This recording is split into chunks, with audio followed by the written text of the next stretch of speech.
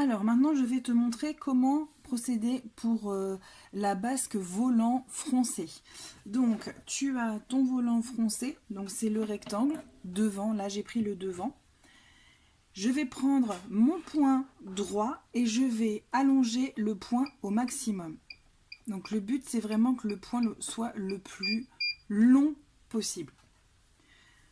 Et ensuite je vais faire une rangée dans la marge de couture, tout ici, dans la marge de couture, sans faire de point d'arrêt ni au départ ni à la fin.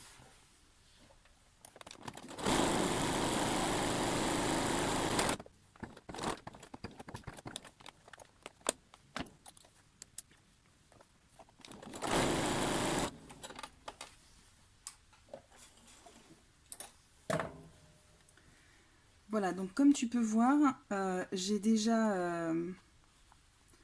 ça s'est froncé tout seul, déjà. Donc après, on prend... Donc, je ne sais pas si tu vois bien ma ligne. Après, on prend le fil du dessus et on tire afin de faire des fronces. On peut faire d'un côté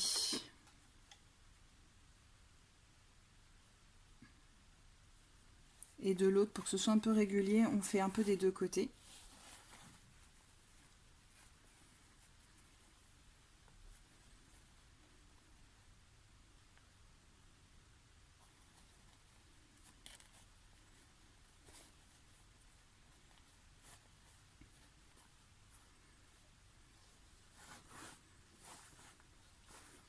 Et l'idée, c'est de venir mettre le volant à la même dimension que ton devant. Donc là, par exemple, je mets mon devant avec l'endroit face à moi.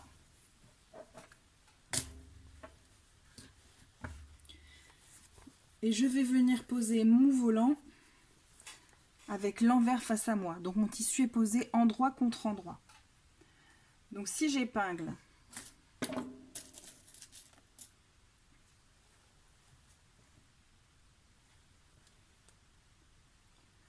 là j'épingle mon début de volant avec mon début de buste. J'épingle ma fin de volant avec ma fin de buste. Et je vais aller chercher mon milieu. Donc là j'ai mon milieu de volant. Et je vais l'épingler avec le milieu de mon buste. Et donc là je répartis mes fronces de manière régulière.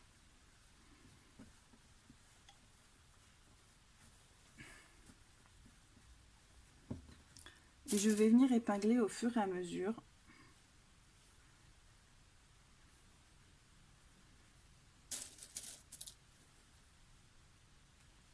mon volant à mon buste.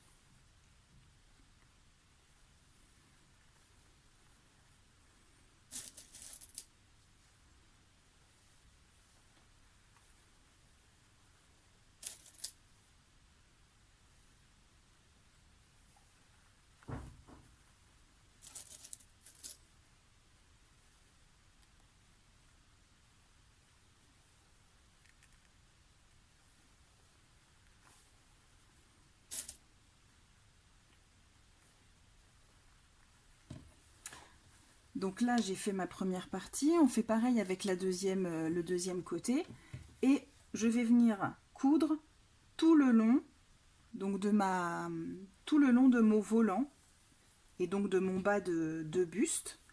Donc je fais bien attention de prendre bien le volant dans ma couture et ça devrait le faire. Voilà, donc là j'ai mon devant avec mon volant froncé. Donc maintenant, je repasse bien mes marges de couture vers le bas, c'est-à-dire vers mon volant.